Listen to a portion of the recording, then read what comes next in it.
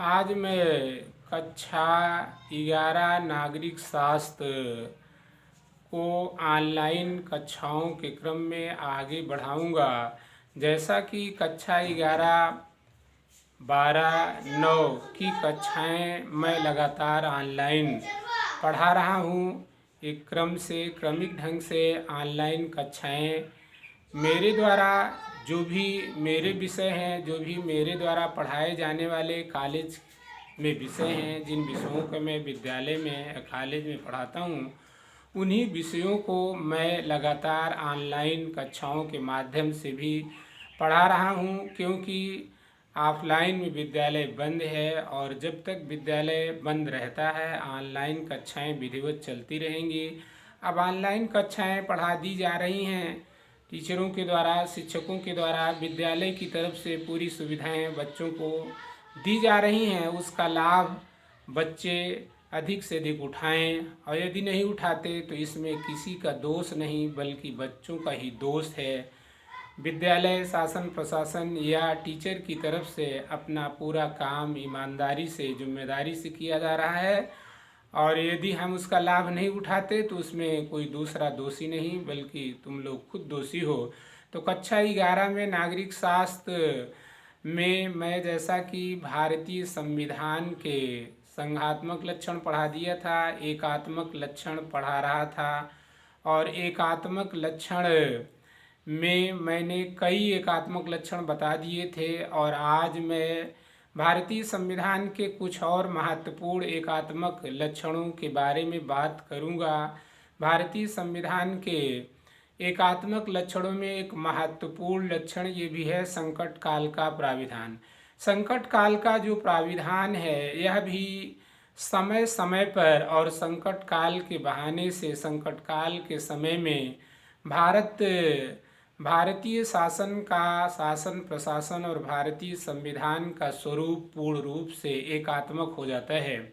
जिस तरीके से हमारे संविधान में संकट काल की व्यवस्था दी गई है, हमारे संविधान में 3 प्रकार के संकटों का वर्णन किया गया है। 3 प्रकार के संकट भारतीय संविधान के द्वारा प्रदान किए गए हैं विषम परिस्थितियों से निपटने के लिए। देश को विषम परिस्थितियों से या आपातकालीन परिस्थितियों का सामना करने के लिए भारतीय संविधान निर्माताओं के द्वारा 3 प्रकार की स्थितियां या 3 प्रकार के विशेषाधिकार प्रदान किए गए हैं।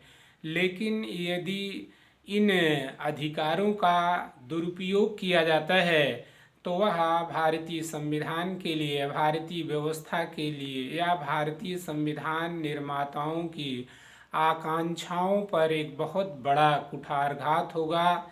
भारतीय संविधान निर्माताओं ने इस बात की कल्पना नहीं की थी कि समय समय पर इसका सरकारों के द्वारा दुरुपयोग किया जाएगा, और इसलिए जब भी ये स्थिति आती है पूरा जो है देश या पूरे देश की व्यवस्था एकात्मक रूप धारण कर लेती है। क्योंकि संकट काल के समय में संपूर्ण शक्ति केंद्र सरकार के जो है अधीन हो जाती है। केंद्र सरकार सभी जो है राज्यों पर या सभी राज्य सरकारों को डायरेक्ट आदेश देती है, और उस समय राज्य सूची के विषय बहुत ही निर्बल हो जाते हैं। राज्य सूची के विषयों पर भी केंद्र सरकार को अधिकारिता प्राप्त हो जाती है। ऐसी स्थिति में जो संकट काल का प्राविधान है वह भी हमारे संविधान या हमारी व्यवस्था को एकात्मकता की ओर ले जाता है। एकात्मक लक्षण का प्राविधान यह भी बन जाता है। और 3 प्रकार के संकट हैं। अनुच्छेद 352 जो कि बाह्य आक्रमण या सशस्त्र विद्रोह के समय उपस्थित संकट के समय पर ऐसी स्थितियों का सामना करने के लिए केंद्र सरकार या राष्ट्रपति को यह पावर होती है कि वह संकट काल लागू करे। और संकट काल लागू होने से 2 चीज़ें सबसे ज़्यादा प्रभावित होती हैं। एक तो भारतीय संविधान या भारतीय शासन व्यवस्था का संघात्मक ढांचा समाप्त हो जाता है उस समय, और दूसरा नागरिकों के मौलिक अधिकार प्रभावित होते हैं।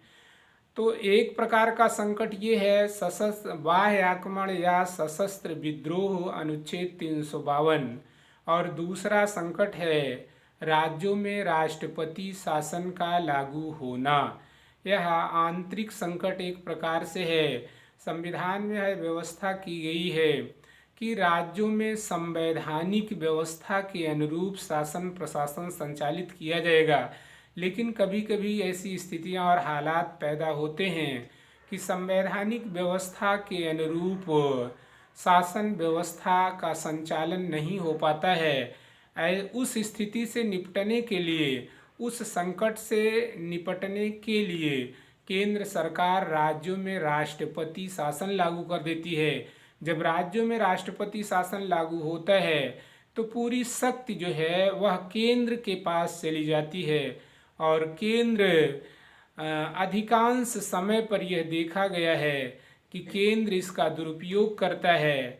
खास तौर से यदि केंद्र में और राज्यों में अलग अलग पार्टियों की सरकारें होती हैं तो केंद्र सरकार के द्वारा इसका दुरुपयोग किया जाता है। इस शक्ति का जो अनुच्छेद 356 के द्वारा दी गई है, तो जो 3 प्रकार के संकट हैं उसमें अनुच्छेद 352, 356 और तीसरा जो संकट है वह है 360, अनुच्छेद 360। 360 जो है वित्तीय संकट है।